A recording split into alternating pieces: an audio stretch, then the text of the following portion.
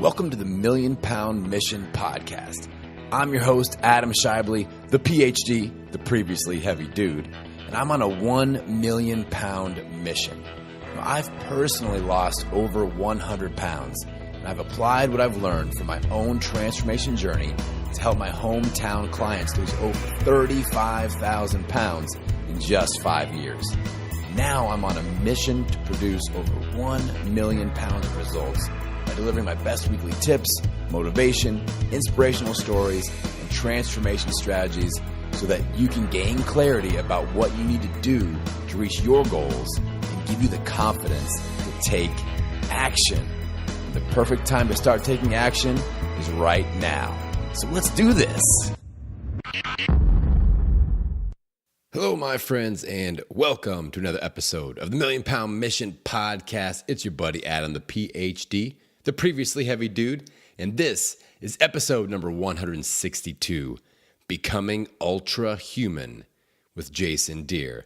Now, before we jump into this episode, I got to give our sponsor a shout out. It's Ultra Human, so they get a double dose of promo with this one. So Ultra Human is the company that Jason owns. They are a sponsor, and I'll dive into that relationship here in a second to iron that out. You may be like, what's going on here, Adam? A sponsor is on the interview. What's going on? I'll tell you how this unfolded soon enough. But Ultra Human is a program. It's a nutritional regimen. It is a company that I trust and believe in. I met Jason a little bit before we did this interview. We did a couple months before this episode would actually come out, and we have become good friends. And Jason's just a really good dude. So they sponsor our Wednesday episode. With this sponsorship segment, I want to tell you about their Keto Plus MCT product because it is amazing. It totally changed my views on exogenous ketones. I've always been like, no, you don't need them. They don't make a difference. And then Jason, in this interview, opened my eyes to some different ways that you can use them. And it made sense to help reduce keto flu symptoms, to help with if you do take a cheat meal, or as he calls them in the interview, a binge. He's British, he uses fancy terms like that. So, it's a product that I've changed my mind on. It's very, very high quality. And I want you guys to check it out. If you're doing a ketogenic diet, I would highly recommend giving it a go. The Keto Plus MCT from Ultra Human. You can go to theultrahuman.net and use the promo code MPM10 and get 10% off. And you guys are going to really like this interview with Jason. So let's talk a little bit more about this. Now, most of the time when I podcast, when I write, I'm teaching people about how to just get their momentum started, how to get the jump going, or maybe apply like a minimum effective dose for efficiency. We talk a lot about that, being very efficient. Well, this week you're getting a little bit of a change of pace because we're talking about achieving optimal results, really optimizing, going after a big goal and really reaching for the stars with our health and performance. So, like I said, my friend Jason Dhir is the owner of a nutritional company called Ultra Human. Now, I've got to tell you up front that this conversation, it's not one of those supplement talk podcasts. And, you get those a lot of times. And I've been going back and forth as to whether I was going to mention this or not. But a couple months ago, I did an interview with somebody that did also own a supplement company. And it's probably the only interview I've been really, really tempted to not air, just because the guy was kind of a dick. He was kind of a dick. And, oh man, this is going to come back to get me. I have a feeling. But I asked him what his background was, and he talked for 35 minutes straight without me even I was like, oh, and ooh, and it was just like, and in third grade, I had an amazing head of hair, and every girl wanted to date me. I'm like, what? So anyway, I digress. Jason isn't like that. He's not dickish like that guy. And this isn't about a nutritional, supplement talk. We do talk about supplements. We do talk about his company, but he's got one hell of an interesting story. Like at the beginning, we talk about he puts on these like major events and he has weird contact lenses and there are people walking around with like angel wings on and stuff. So it's an interesting conversation that you want to tune in for. We do talk about his company. What, we talk about things like what's wrong with the supplement industry, why he was motivated to start a nutritional company.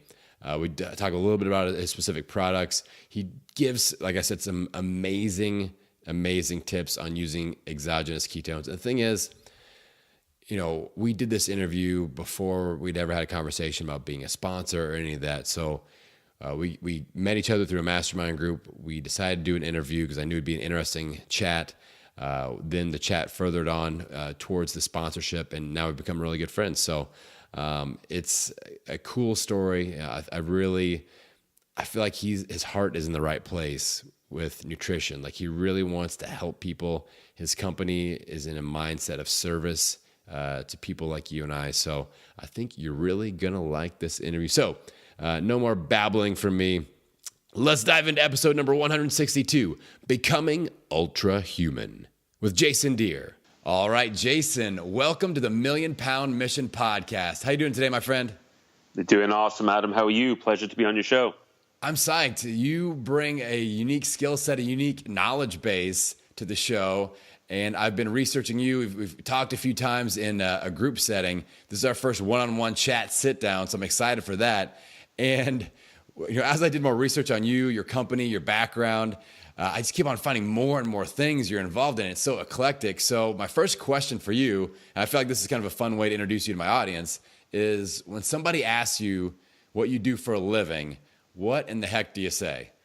I like to say I'm a party thrower extraordinaire and a consultant to the Star of Products, man.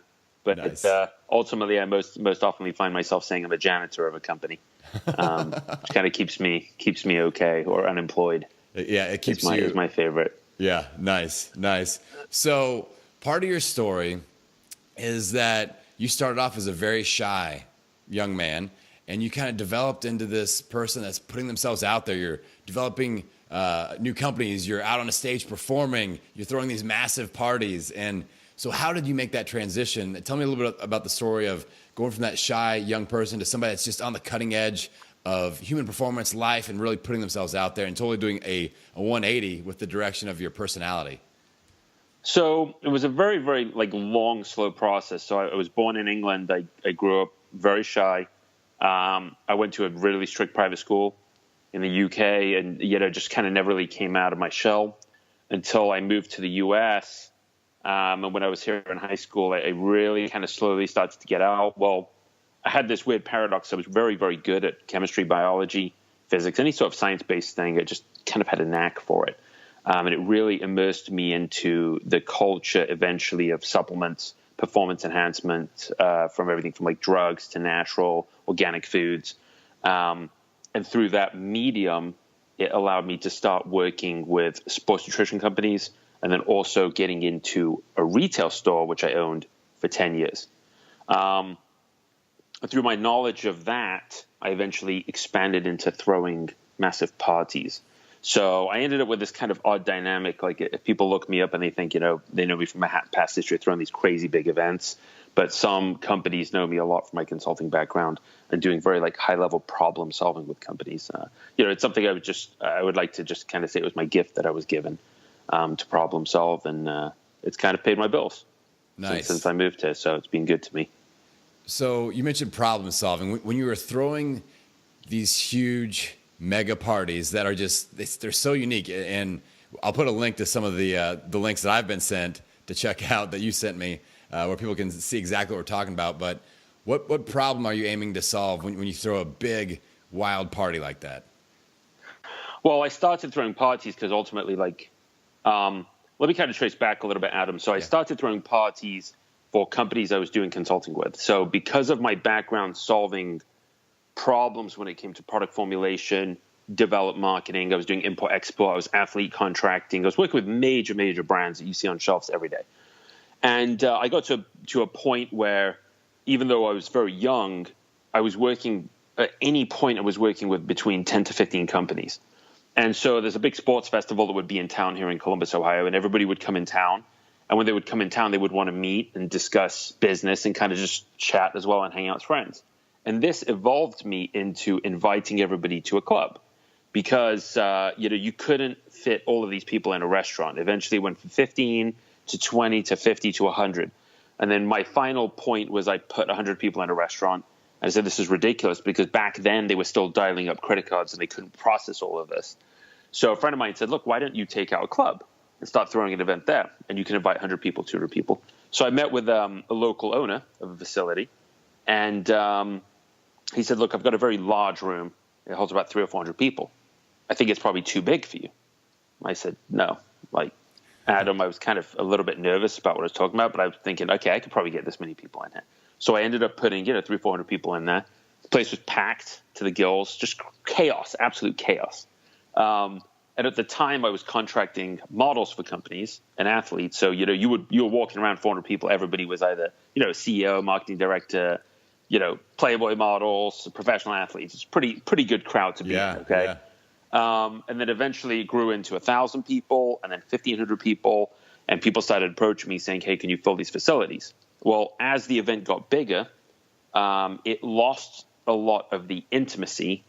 And so I started creating shows. And as the shows evolved, it got to be a huge undertaking to how do we at 1 o'clock in the morning entertain a crowd of 3,000 people with a 15, 20-minute show. And this is where the events evolved into building, 16-foot robots with Tesla coils, inside of, this giant church. I got federal fire permits now, so I started doing indoor pyrotechnics. We were bringing in major A-list celebrities to the events. This thing just blew up, went out of control. And then we started traveling with the event. So I was in Vegas, I was in Dallas, Texas, I was in Kentucky, I was doing a lot of stuff here in Ohio. And then I started working with everybody from, Playboy to Maxim to Victoria's Secret Sport, major companies, Flex Magazine, and so forth. Wow. Yeah, it seems like it just exploded in it because it's so unique. And I know it's almost an outlet for you to be creative, it seems like, and for you to really use that other side of your brain. We all have that business side, but then that creative side, it seems like you've really been able to tap into that and express your creativity. Yep. It's truly a platform, I think. As it evolved, it got to be this point where, and you might have seen videos on this, where I started wearing one contact and an eye. Yeah. And that really represented, people that see me from this sort of party guy standpoint that throws these big events. If you guys want to check out videos, you can look me up at jasondhir.com, Jason, D-H-I-R. You guys can see some videos there of what these things are like. But, it starts to be this sort of party guy. And people sort of hold me, they think I'm a bat, or they think, I live in a cave, whatnot. And then I would leave one contact out because it would represent my really geek side of it. The reality is I'm a geek. I'm a nerd. I'm a kid that was studied science books, so in AP Physics, AP Bio, AP Chem. I was very much in studying things, everything from multiple sclerosis and diseases to performance enhancement and doing lectures and papers. So, in my daytime, I'd be writing a paper, on amino acids for a company or on essential fatty acids. And then at nighttime, I'm going out and I'm throwing parties for, massive companies and just chaos, debauchery. And it really created kind of two different lives. It was a very odd dynamic, but it served me really well. And honestly, I've had a fantastic life. I'm very grateful for the opportunity to be able to indulge in doing such creative spirit activities. Yeah, it's needed. I think that's a big part of why I podcast. It's kind of that creative outlet and that connection, and I can get my message out there. So I understand having that outlet, how important that is. So how did you take that and decide, okay, I need to launch my own nutritional supplement company? What motivated you to get that going? Was there a moment where you're like, okay, the industry is a certain way and I don't like that? Or do you see a business opportunity? What motivated you to start the Ultra Human supplement company? So a lot of different things. I still love throwing parties. I still have my production company. I've been doing it now for 14 years. That's not going anywhere. But I temporarily stepped away from throwing big parties because I wanted to go back and revisit building products. Simultaneously, for over a decade now, I've been doing all this consulting work. And I got to a point where I'm really frustrated with the way nutritional supplements are. They've either just got such a negative connotation to them, the product's ineffective, they're overpriced for what they are, companies don't deliver on customer service. I just see a lot of problems. And I've walked off. This is my final kind of play here. I walked off of multiple jobs back to back. So I would get an offer to do a consulting project. I walked off, got another one, walked off, got another one, walked off. And I would notice that companies tend to back into what is profitable and what makes money. They don't give a shit about the consumer. They don't give a shit about what they're giving you. They don't give a shit about everything from the return policies to the quality of their raw materials to the efficacy to even the human connection. And I just think in society it's all lost. So I got really frustrated one day, woke up, and basically severed all of my contracts, all of my agreements that I'm in. I said, I'm launching a brand and I'm doing it the right way. And that's how the Ultra Human was born. The absolute highest premium grade products delivered right to your door. And, we have unparalleled customer service and human connection. Every product is hand signed. Every product's built with like real TLC, and it's built to exact spec, which is, what can we give to somebody like a Michael Phelps or a Tiger Woods? My daily test is always, what can I give to a professional athlete from a product standpoint that is still safe enough for a 2-year-old? And as long as it fits within that mold, we bring it to market. That's interesting. What made you decide to go with the name Ultra Human? What was behind that? I'm always interested in naming and why people choose certain names. So what was behind that? So it's kind of interesting because the one thing that stuck out in my head was the name the Da Vinci, which I originally had the product called the Da Vinci, which was kind of the start of everything. Well, not being able to really use the name the Da Vinci led me into moving more towards Ultra Human because Otto Rank, if you want to get a little bit technical into history, Otto Rank, who worked originally with Sigmund Freud, did a lot of research on people that were genetically different, sort of quote-unquote superior individuals that had the genetic drive, motivation, and people that really sort of tapped into what he called their inner Da Vinci. So a lot of us have this ability to tap into this inner Da Vinci. And once we do this, we are, quote-unquote, total humans, as he would call it. People that have the drive, the motivation, the ability, the better hunting skills, the better primal survival skills, from everything from like hunting to reproduction to thinking. And the total human then became Ultra Human, and that's how the brand was born. Nice. You mentioned this a little bit, but what are your goals with the brand? Like, how do you want to impact society and human health through your products? So we really want to educate people. We are first and foremost an education company, and we're a contribution company second, and then third, I would consider ourselves a supplement company. So first out of the gate is the education side of it. We never hard press or sell product. We're only here to educate. Whether you buy our products or not, that's irrelevant. We're out there to seek and give people real clinical information, data, answer questions about products, why our products are built a certain way, and bring products to market that somebody can look at us. Again, I'm just picking on Michael Phelps and Tiger Woods today. But somebody could look at it and say, okay, if it's good enough for Michael Phelps, it's good enough for me. If it's good enough for Tiger Woods, it's good enough for me. If it's good enough for Uriah Faber, BJ Penn, Brock Lesnar, whoever, it's good enough for me. So we ship right now to professional athletes all over the world. And this has become our market because price is not a question. It is about let's get the absolute best of the best. We really follow the model that Tesla would follow, Apple would follow, or even Bugatti Veyron or Rolls-Royce. Like, we want to make that absolute premium product and educate people on why.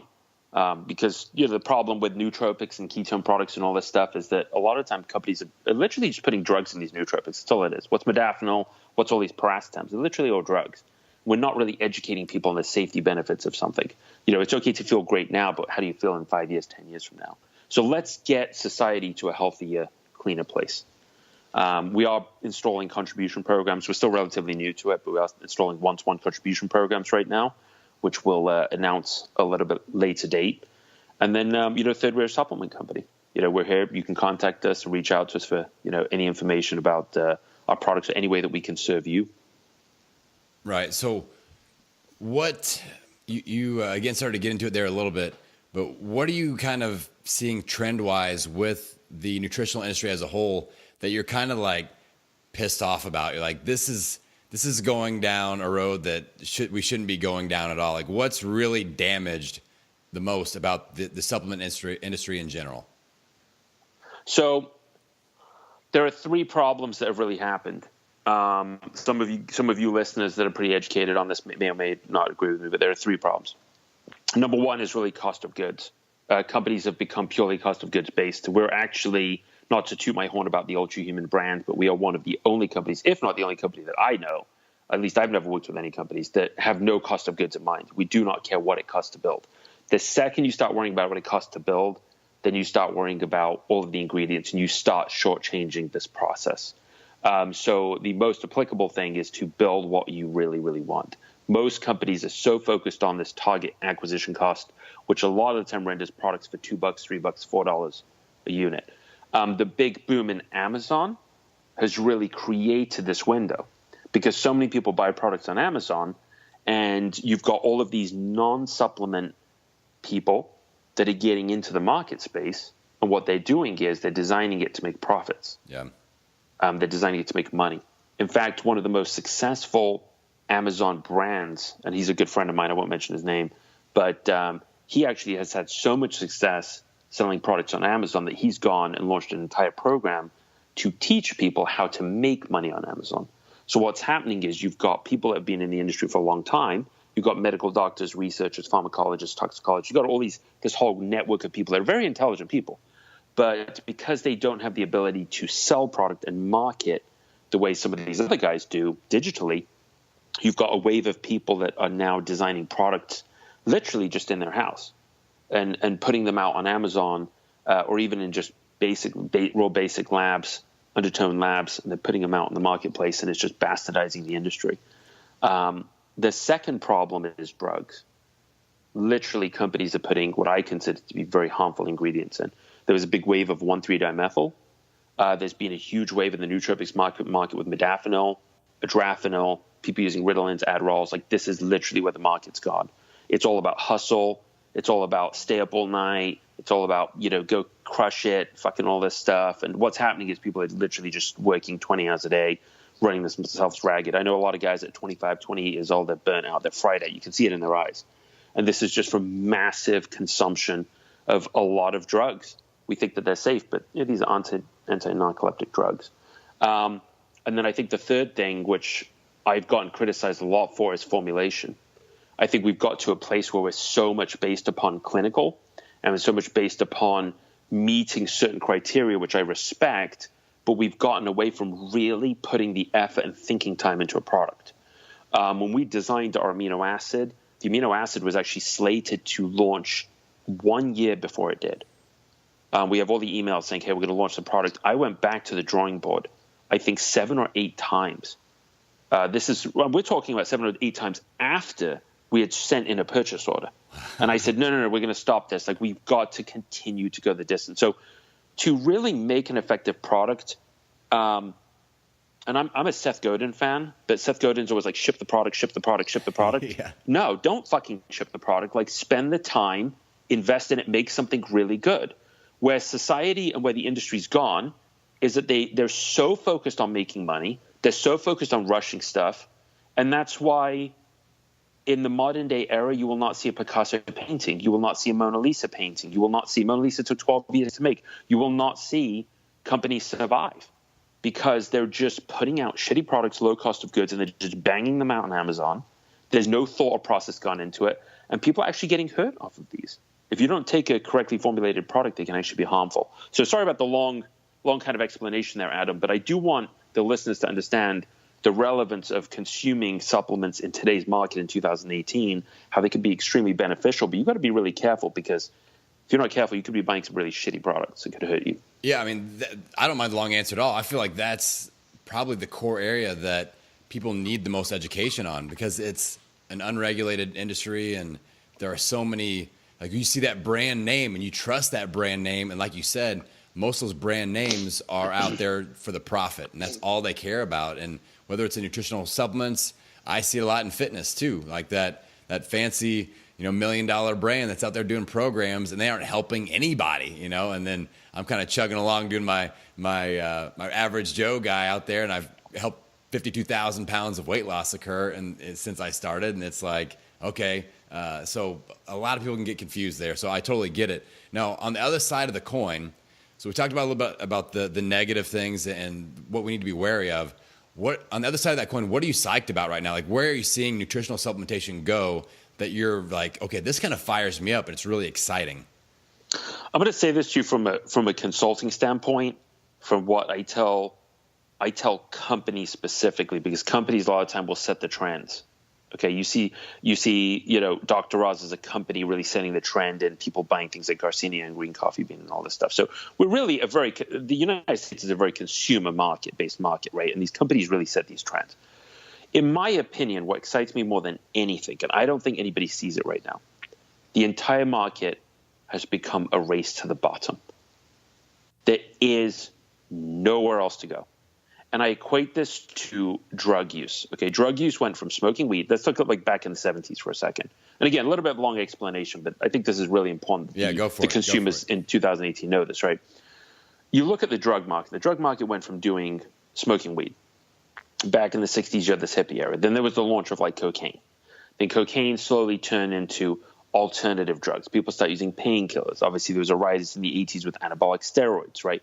None of these things necessarily going to kill you. Now it's moved to heroin, which is everywhere. People are tripping on acid. You got all these people at microdosing and stuff like that, which is fine. And now it's moving into things like fentanyl, okay, which is just like deathly. We're getting to this point where it's just becoming absolute raw death drugs. At what point does it reverse? At what point do the deaths become so high that people say, okay, it is obviously an epidemic right now, but at what point do people say, okay, this is just completely bottomed out? Because this is what happened with cigarettes. And this is what happened in certain regions of the world, even with alcohol, is that it got to be a point where so many people have died from alcohol abuse, and so many people have just gotten lung cancer and all these issues from cigarettes, that at a certain point we start to say, okay, cigarettes are not cool anymore. No one fucking smokes, right? So it bottoms out. The same thing with supplementation.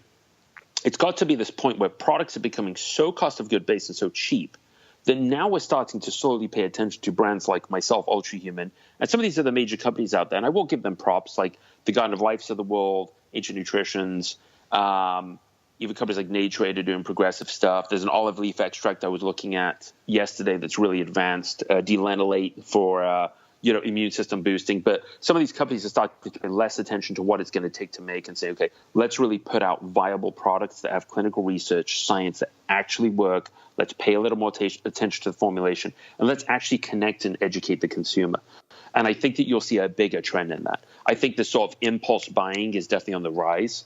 The average consumer on Amazon actually makes a decision to hit that buy now button within 20 seconds of landing on the page, which is an interesting statistic, right? But you'll see a definite rise in more people wanting to be educated, because at some point they bottom out and they say, okay, whatever I'm doing isn't working. It's a definition of insanity. I've been on a diet now for 6 weeks. It's not working. 12 weeks, not working. 3 years, it's not working. I'm becoming miserable. I know people have been dieting for 8 years. 8 years they've been on a diet. 8. They have not lost 1 pound. And I don't feel sorry for them. I don't give a shit. I don't shed a tear for it, because you have every resource with the internet right now to learn and educate. But if you just get online and you look for a quick fix, it's not going to get you anywhere. So I think you'll see a big rise in legitimate companies, because the internet is brutal. Facebook is brutal with people criticizing you, and you can't hide from anything. I'm willing to walk in a room with my ketone product, for example, and have a debate or argument with anyone. And I'm not afraid of that. And companies that can face forward and start to present themselves a little bit better, I think, are the companies that are going to be the future leaders. So I'm very confident in that, and I think it's a really positive shift for the globe. Yeah, I agree. And you hear that a lot of now with the rise of social media. It's harder to hide. Like, people see the realness or they see the fakeness, and it's out there. So, and I'm excited because I tend to do pretty well for myself in social media because I'm a real person and I have a lot of energy. So I feel good about that. Now, you mentioned authenticity is sorry, Adam. Authenticity is the most overlooked thing. I think for any company right now, we're having to be authentic. This is why we started signing every single product. We actually hand sign every single product that goes out the door. I noticed that. And, I was approached by a very good friend of mine that said to me, look, your business is not scalable. You can't sit there and fucking, what if you get an order for 5,000 units? You're going to sit there and sign 5,000 units? I said, yes, we're going to sign 5,000 units. He's like, well, that's just wasting your time. I said, it's not scalable. And I said, but human beings aren't scalable. I know we can pop out a bunch of babies, but we all have this sort of innate gift. Like, if you're listening to this right now, Like, I'm telling you, like, I should be dead, or I should be an engineer, or I should have left something else. Like, when I was just fortunate to sort of tap into certain gifts I had and really kind of unleash them. And our products, this whole hand signature thing and this whole kind of design of how we've built stuff is to really connect with the consumer. We are so adamant about hearing your story and really helping you tap into your inner ultra human, unleashing your inner Da Vinci. And what is your gift and what is your talent, and seeing you rise to the top. And this is why I just don't believe human beings are scalable. I think we're put on earth to contribute. I think, Adam, you contribute to all of your listeners on a daily basis. You and I have mutual friends that contribute to so many people. And before we pass, this is our not just our gift. I think it's our actual destined contribution. I think it's our job. So anyway, go ahead. I love it, man. So I was asking about, you mentioned the ketone product, and I obviously have a strong affinity for the ketogenic diet. I've got a large audience base that's very interested in the ketogenic diet, and I get a lot of questions about exogenous ketones and why should we take them, who should take them, when should we take them. So if you give us just a little bit of a perspective as an expert and somebody that's developing an exogenous ketone product, what are the ground rules and how you advise people to use that? So first off, you can get into ketosis. So if anybody's listening to this and you're a newbie, the basis of ketosis, if you keep hearing the word keto, it is when your body's carbohydrate levels, sugar levels get so depleted that your body starts switching towards protein and your fat to burn as energy. The fat then converts into ketones, and ketones are actually a very preferred fuel source for your body to function. In fact, your brain prefers ketones over fats, proteins, or carbohydrates.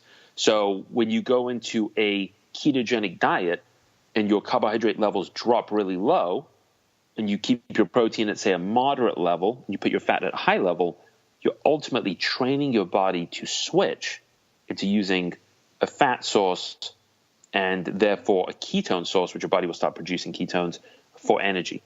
Now, the idea of building exogenous ketone products like what I have, which we have an ultra keto product called Ultra Keto plus MCTs, is that we take exogenous ketones, exogenous meaning something that's originated outside of your body, right? That's manufactured ultimately. By consuming exogenous ketones, it's training our body to signal and switch to using ketones as a fuel source instead of muscle tissue and instead of carbohydrates. So what it does is it alleviates a lot of the pressure and symptoms you get during what's called the keto flu stage.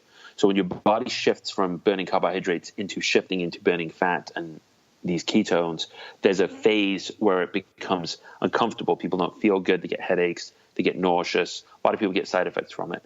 So by using exogenous ketones, it really enhances the speed that somebody can kind of get into ketosis and helps provide them the energy to kind of power through it. In essence, it's just a tool to help drive you into ketosis and keep you there.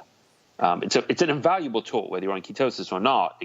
It's an unbelievable fuel source. Like half a scoop of ultra keto, I mean, you will feel unbelievable because your brain, even on a high carbohydrate diet, your brain is just not used to feeling these ketones as an energy source, and it's such a profound effect, as you have probably experienced yourself using them. Right.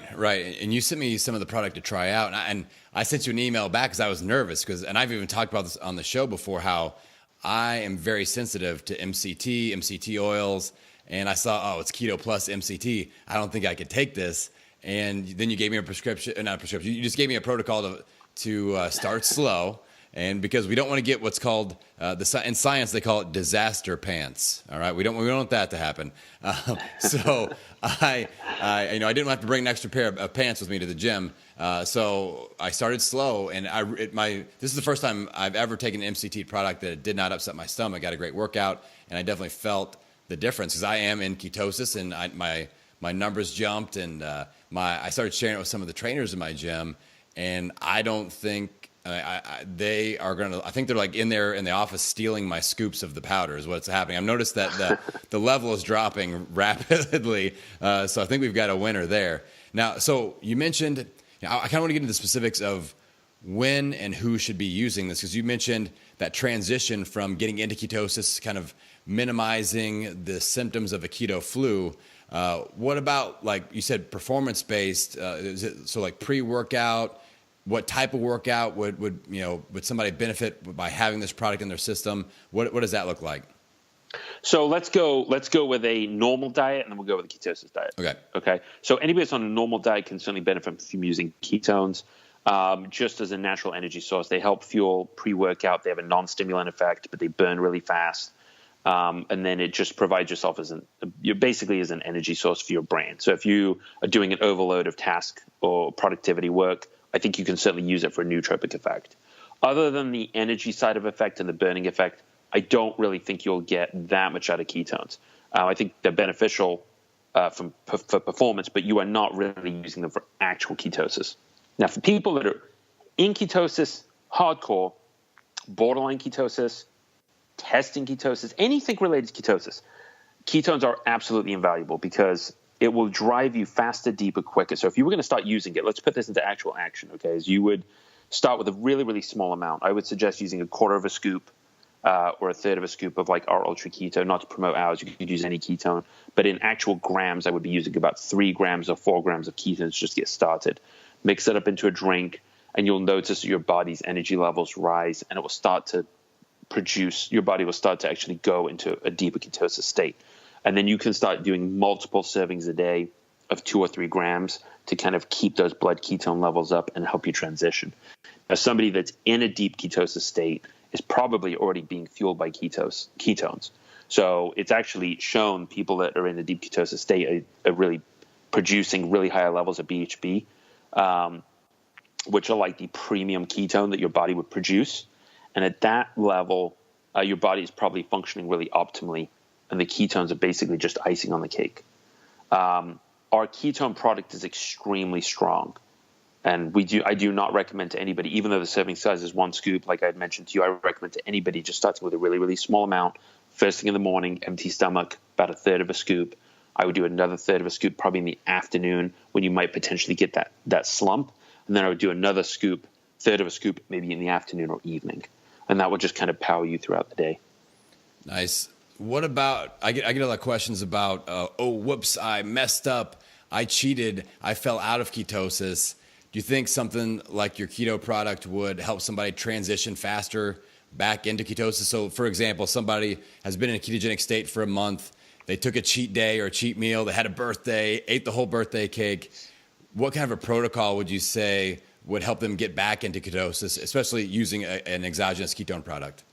I'll tell you what, we actually just built an ad that says, now you can have your cake and eat it too. Nice. I am such a big fan. I hate to say this because I don't want this to get abused. So I have to give the disclaimer that I only really advocate kind of being on a healthy diet and maintaining it. However, every once in a while you just don't give a shit and you just want to have a massive splurge. In instances where you are in ketosis and you do come out of ketosis with a binge, you have a piece of cake, you have a big pasta dinner, and you have all these carbohydrates, and it pulls you way out of ketosis. Drinking ketones before and after that meal can really help drive you back into ketosis. I have a guy that's been posting his blood work online, actual blood work, which is the most accurate way of testing ketones, by the way, in case if anybody's using strips or breath tests. They're just not as accurate, right? Yep. But I have a guy that's been posting his actual blood work, and even after cheating, within a matter of hours, this guy's back into ketosis. I have another guy that did a binge. He did a several-hour binge, and within 8 hours, he was back into ketosis. So we're getting more and more, not just forget the clinical side of things, we're getting more daily, just people that we know that are responding back saying, hey, I dipped in ketosis very fast after having a massive binge. And the product's been invaluable for that.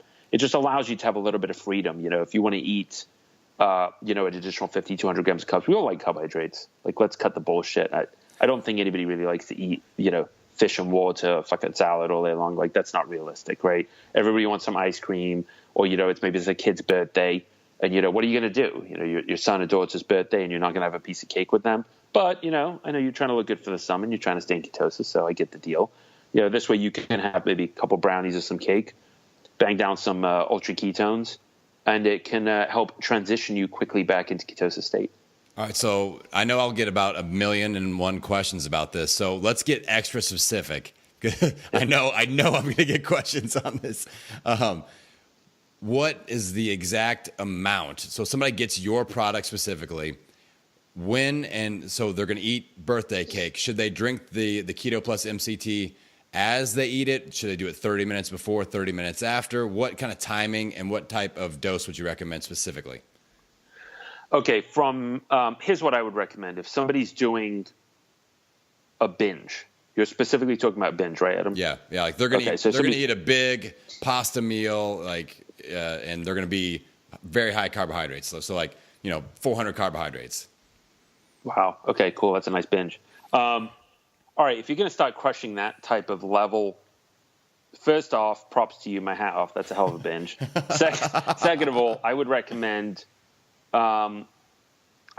probably specifically of the Ultra Human, Ultra Keto Plus MCTs, I would do about a half a scoop beforehand.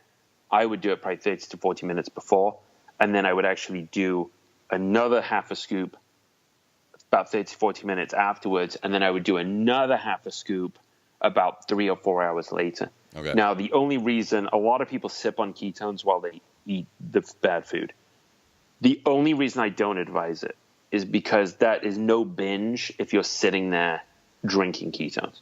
Product tastes great. It's awesome. But it is also, when you want to have a binge, you don't want to be sitting there worried about, I got to pop all these pills. I got to drink all this stuff. I got to carry my powder around. Like, a binge is a fucking binge, dude. If you're going to do it, go big or go home. Don't dick around, right? So go do what you need to do. Half a scoop before, half a scoop after, and then another half a scoop probably about 3 or 4 hours, 2 to 4 hours later, I would say, just to really start driving you back into ketosis. And then just go back to your normal protocol after that. I would also recommend going on a long period where you do not eat carbohydrates, because that will drive you back to ketosis. So you don't want to kind of continue the binge going on. Some people think, well, I got to kind of do 100 grams of carbs later and then another 50 and all this stuff. So definitely important. Yeah, and that's something I preached even in my keto program that I put together.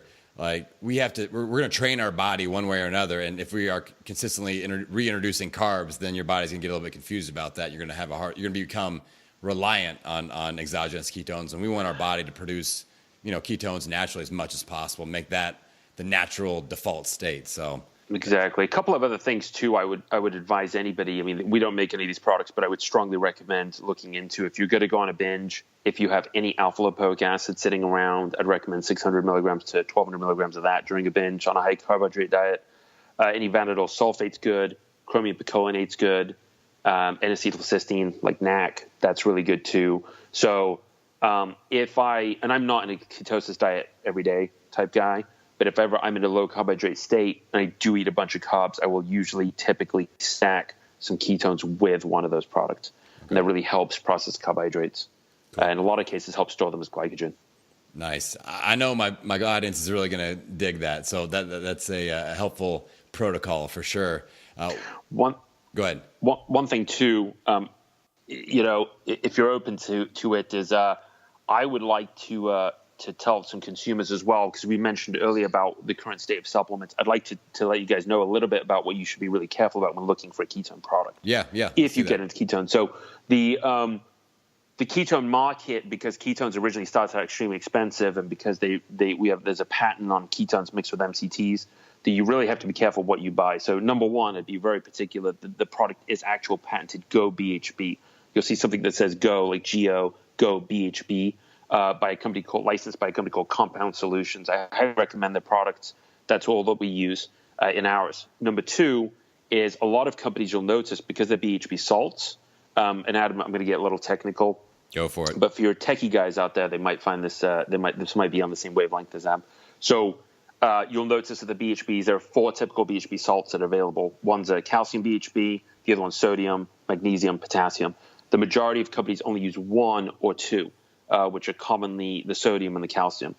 We were very particular about using all 4 of them in very specific balance, because I think it makes a more well-rounded product instead of just 1 or 2 of these minerals.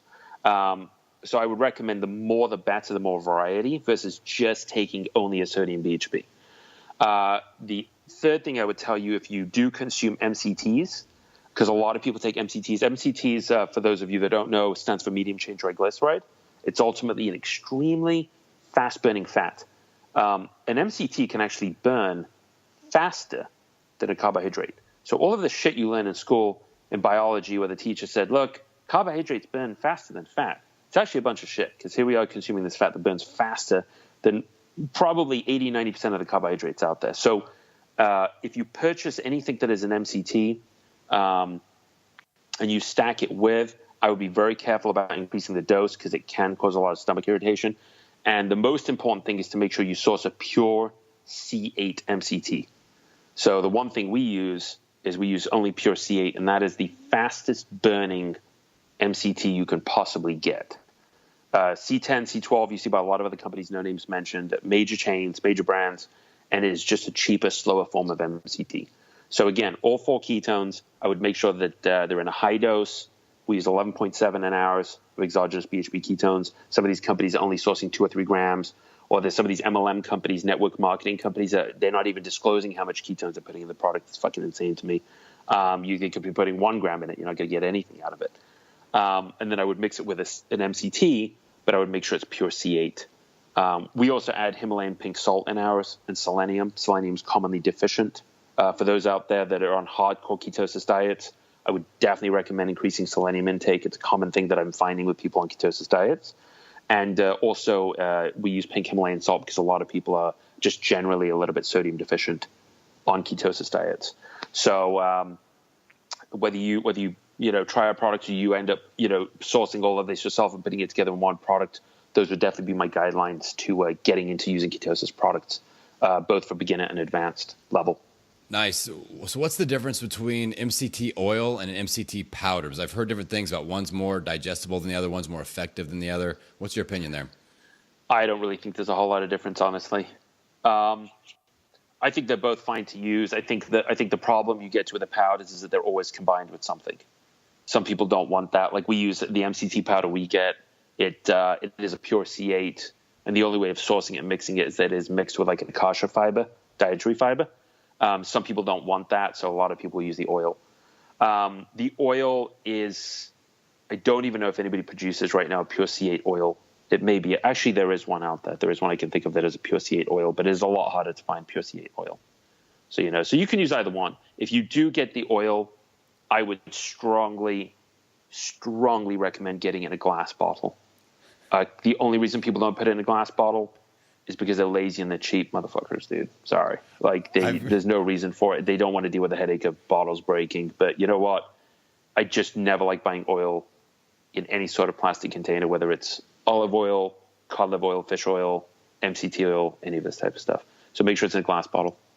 I've got a great MCT oil in a plastic bottle story. I started first hearing about MCT oils probably, we're talking 15 years ago, probably. I was working in a gym. I was in college, and we sold an MCT product. So I started taking it, and I didn't correlate that with my stomach being upset until I looked at it was in a plastic bottle, and I went one day to get my MCT oil and take that, and there was oil everywhere, and I realized that the oil had eaten through the plastic, and it was like leaking out of the bottle, and I was like, oh my God, this is what's been irritating my stomach. And so I don't know if it was just like a crazy formulation that wasn't, what it was supposed to be or what, but that's what kind of freaked me out about MCTs. But now, like I said, with your product, that's the first time since then that I've been able to take anything, and it's just a day and night difference. So I'm psyched. Here's what's crazy is again, companies make great products sometimes, but they just do dumb shit, man. Like this goes back to my frustration with consulting. No one wants to spend the time to put it in a glass bottle. Like there's no way I would make an MCT product and stick it on the market that's in an oil and not put it in a glass bottle. We use a powdered form right now, so I'm not worried about that being in a plastic container. But plastics really have been shown over and over and over again to release a really high amount of xenoestrogens. Like we see all these estrogens, we sort of like this whole guys' estrogens are higher even than their testosterones now in society in this day and age. It's just absolutely gone out of control. And then the higher the estrogen goes, actually can downregulate and even lower your testosterone. So not to go on a sideways conversation, but I would just go through your entire place. Actually, you can see a video of me right now. You can see I'm drinking out of a cup. You can see it's paper. Yep. Adam right there. Like I actually do not like washing dishes. I can't be bothered. So I actually go and buy paper cups. And I literally drink daily if I want to drink out of a paper cup and throw it away if I need to. or just use the glass. But I do not use plastic as a daily tool. I try to avoid it at all costs. This is This is a topic that I'm really interested in. So let's dive down this rabbit hole for a few minutes. What are your opinions on like the safe plastics? Like you're supposed to look for certain numbers, like look for number 7 on the bottom of the bottle or whatever. What are your opinions on that? I'm certainly not an expert in plastics, but my issue is who the fuck's really regulating it? Yeah. I mean, who's regulating this shit? Like, it's amusing to me that the supplement industry gets bastardized when, somebody says, okay, well, you're using green tea in a product. Is it certified organic? And how do you prove it? We have to show the documents. When was the last time you saw cornflakes or Frosted Flakes produce something showing that zinc is actually in their product?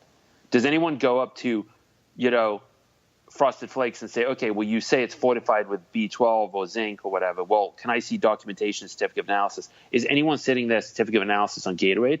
Have you ever drank Gatorade and even questioned for 1 second whether it actually contains potassium or sodium or any sort of electrolytes in it? No. You just drink the fucking thing and no one cares. What's really the difference, right? So the same thing with plastics. I really question about how much people really control some of this stuff. Now, will say this. I do think that there are a lot of safe plastics out there. I do think it's a somewhat regulated industry, so I'm not trying to bash it. I'm going to come out from my little bit of negative rant there on plastics. You can't completely avoid them. There are a lot of good tools to them.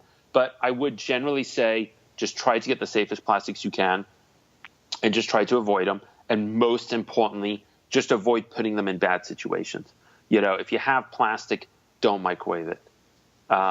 Things like that can make a big difference. You could have something that is completely safe and then you stop microwaving it, and I don't know what's coming out of it. Yeah. But I would be very conscious whether it's plastics or water filtration systems or even products you're consuming. There's been a huge rise in soy being used in products. You see all the soy being used in protein bars and brownies and all this stuff. Like, these are all things that can increase your estrogen. Like, this shit will fuck you up, man. Like, people don't think soy, who cares? What people don't realize is that soy was at one point the 4th most abundant material out there, and they didn't know what to do with it. So let's start using soy and everything to get rid of the stuff. Most of the trends on the market has come to market not because they're beneficial. Most of the trends on the market come because they're cheap, because there's too much of it. So they find benefits to it, and then they bring it to market and give you a spin on it. These marketing dudes could give you a fucking spin of why it's good. It's all bullshit, man. Oh man, I feel like our audience is going to be both motivated by this interview and also scared to death. They'll be like, I learned all these great tips, but now I'm also scared of everything that's plastic. And that's how I am too, I guess. One thing I will tell you for those out there that are just going to like literally start duct taping their windows after this interview. One thing I will tell you guys is this: your body is an extremely advanced mechanism. The other group of individuals, which I very openly have criticized on other interviews, are these really hardcore tree huggers. I deal with people sometimes that don't like magnesium stearate in products. I deal with people that are particular about they won't eat an apple unless if it's certified organic. Like, dude, one apple that is not organic is not going to kill you. A teaspoonful of soy, a plastic bottle, it's not going to kill you. Your body does have the ability to regulate itself. So just remember that. There is leniency whether you're eating cake or you're doing something bad. Or if you skipped a night of sleep, some people think I skipped a night of sleep. Or you see all this trend with intermittent fasting now. Yeah. They're trying to say, look, you skip breakfast. Dude, you're not going to die. Well, I'm going to die. I didn't eat breakfast. No, like, you'll be fine. There are people out there, your body's trained to go 2-3 weeks without food, no problem. So that you do have the tools to regulate and can kind of get back into more of a homeostatic state. Yeah, when I'm doing my one-on-one coaching or even like the small group stuff, people come out of their shell and they talk about being in their own head. They're like, Adam, I'm just in my own head. And like, as influencers and as experts, we're trying to give people information, but sometimes that knowledge freaks us out. And just like you said, like, I can't have anything that's plastic. I can't do anything about anything. I can never leave ketosis. And sometimes we're our own worst enemy. So I'm glad that you just sprinkle a little bit of that realism into the conversation as well. Like, I agree. I'm on the same page as you there. Yeah, people need to, I think if there's one thing to take away when it comes to the big picture of supplementation and sort of life, I've been looking at supplements since I was 9 years old. I've been in the industry for 20 years. I've seen so much shit. I continue to learn every day.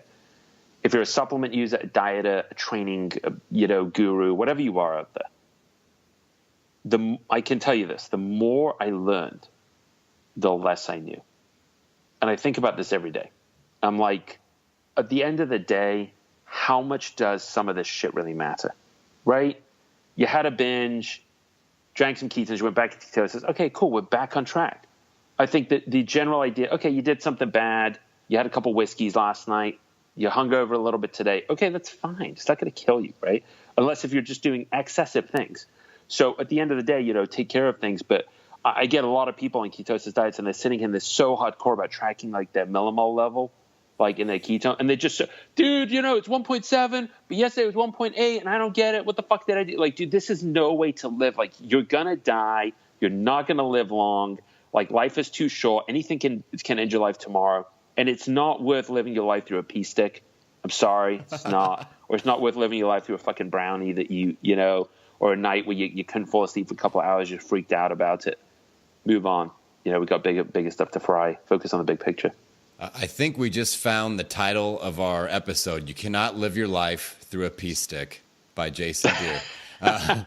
People will be like, what the hell is this episode about? It's a tricky thing though, because, we deal, again, our market is really professional athletes. Like, we ship to so many professional athletes that their life depends on, I shouldn't say their life, but their real performance depends on how our nootropics perform, how our ketones, how our amino acids perform. So there is a degree of all of this stuff. Like, we've done the math to figure out like the science of it, but at some point you have to kind of love yourself a little bit. This sounds weird coming out of my mouth because I'm very aggressive when it comes to sort of people changing, but at some point you do have to be a little bit of forgiving. It is okay. It is okay. Get into hardcore ketosis state. You have one day we have a binge a month. It's okay. It's all right. I agree. Just don't miss Adam's podcast. Yes. We're okay. That's our only thing we have. That up. I like it. Now, Jason, I want to be respectful of your time, but I have to make sure that people know how to connect with you. And obviously check out your products. Look, because we didn't even get into Dow or the amino code, which I love both those. Amino code is my brand. That's my favorite product I've put in my body so far, bar none. I'm a big believer in branched chain amino acids, and you can feel the quality. It's hard to describe, but you guys will know when you try it. You can feel the quality when you take it, and it's really, really high level stuff. So how do people find out more about these products and more about you and connect with you? Maybe if they have questions for you, how do they connect with you to ask you questions? Excellent. So if you want to connect with me direct, you can reach out to me. My email is Jason, Jason, at jasondhir.com. That's DHIR. Maybe, Adam, you could post it as well on your post. Yep. But Jason at jasondhir.com. Feel free to email me direct. I'll certainly answer any questions. You can also visit theultrahuman.net. Again, that's theultrahuman.net. And through there's a little portal. Contact us. One of my representatives or even myself will get back to you. I would love to hear from you. We are not, again, a sales group. We're here first and foremost to educate. So if you have questions on ketosis, you have questions on your diet a little bit, we're more than happy to even hop on a phone call with you and do a one-on-one consultation, even at no charge, especially if it's somebody that you know. And we'll certainly answer any questions to help you throughout your journey. And then the new products are available on there. We do have a code, which is MPM20. That's MPM20, Million Pound Mission, MPM20. That will give you 20% off and free shipping on any products. I set that up purely for Adam. For any listeners, Adam did not ask for that. This is not a product plug, but I'm posting it just as a thank you. If anybody would like to test the product, it kind of gives them a first round try and a discount. Definitely check out the amino product. I know, Adam, you're a big fan of that. Yep. Unbelievable products. Our aminos are human muscle tissue based ratios, which are really optimal for human biology. We didn't get into the aminos today, but a snippet about them, which any consumers that take amino acids have to be extremely careful what they consume right now. There are published medical research studies showing that if the branched chain amino acids you use are a little bit off in ratio, you see a lot of these 4-to-1-to-1 ratios, 8-to-1-to-1, all of this stuff, they can actually lead long-term to insulin resistance. This is what people don't know. Same thing with amino acids. You take the wrong combination of amino acids, or you're missing certain key ones, then it can actually throw off long-term, even your hormones, your serotonin, your dopamine levels can be affected by it. So this formulation that we use is 12 amino acids in a very specific sequence of priority in milligrams combined with sustamine for endurance. And then we use no artificial color, sweeteners, preservatives, and anything we do, we make them as clean as possible. I highly recommend trying them out. And all of our products come with money back guarantee. If for any reason you don't like them, it's no problem. You just contact us. We take good care of you. Awesome. Yeah, the customer service, I can tell, is at a different level. What's the Zappos? That's what your company reminds me of, is Zappos. Like, I've heard stories about their customer service and their willingness to reach out and educate people. It's very similar to that. So I feel like what you're doing is needed. It's unique in the industry for sure. The honesty, you mentioned it, authenticity. That's not very present in the nutritional supplement company. So I really respect that. Yep. No one seems to care, man. Customer service again, 2018, customer service has gone to shit. I have massive companies I see on a daily basis. You cannot actually call them. You have to email them. They will not call you. They only function through email. No one wants to connect anymore. So I'm tired of it, man. As much as I appreciate things like social media and Twitter and everything else, I'm really big into human connection.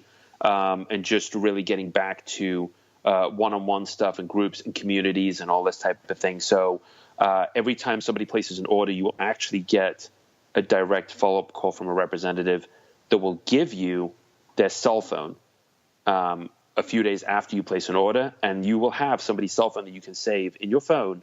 You can reach out to that's an ultra-human representative and call or text any time to answer questions free of charge. This is the type of service that we want to do because I think it's not just about business. It's personal at this point. That's amazing, man. Well, Jason, I'm just so thankful you spent some time with us. Like I said, I feel like you bring a unique skill set and knowledge base and just a hell of an interesting guy to talk to. So, I know you're a busy individual. You got a lot of things going on, obviously. So I appreciate you adding some knowledge and adding some what I call transformation tools to our transformation toolbox here at the Million Pound Mission. Absolutely. Thank you so much, Adam. I really appreciate being on the show. You guys do an amazing job of everything, and thanks for the messages you're sharing. We would love to share this podcast on all of our platforms and support you in any way possible. And thanks to the listeners for tuning in. All right, everybody. You know what time it is now. It's time for action. So what's the one thing that you feel like you need to take action on from listening to Jason and I's conversation? Maybe it is diving a little bit deeper on the exogenous ketones. Maybe it's just kind of doing a little bit more research. What type of supplements are you putting in your body and who is creating those supplements? So what is that one action step you're going to take in the next 24 hours so you can get out there, you can own it every meal, every workout, every day? I'll see you on the next episode. All right, I hope you enjoyed that episode as much as I did. I want to take a couple more minutes and tell you about my Million Pound Mission Bootcamp. We are launching soon. You can get all of the details on our website, millionpoundmission.com. We are incorporating every component of my amazing results formula, and I've produced something that I think will blow you away. It's unlike any other online challenge or bootcamp program that you've ever seen. And it, like I said, it incorporates all the key components that always produce amazing results for the people that I get to work with. We've got our nutrition formula you get to pick between our classic clean eating plan, our paleo plan, our intermittent fasting plan, or our keto plan.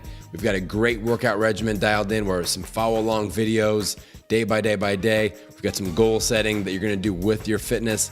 We've got a weekly topical course that I'm going to walk you through week by week and do strategic thinking about all the things that tend to mess us up, those things that tend to drag us back. After we build some momentum, we hit one of those life happens moments and we fall back and crash and burn. No more crash and burns, my friends. I'm going to solve that for you with my Push 56 course component of this online bootcamp. And of course, we've got accountability. Several of you have the option to upgrade your bootcamp and get a one-on-one daily accountability coach. Otherwise, we have group accountability with our private Facebook page. So many awesome things. I can't sit here and get it all in a 2-minute post roll, but I'm just psyched about this. My goal is to do 1,000 pounds of results in 8 weeks, and I want you to be a part of that. So head on over to millionpoundmission.com, look for the Million Pound Mission Bootcamp information, and get plugged in. Let's do this.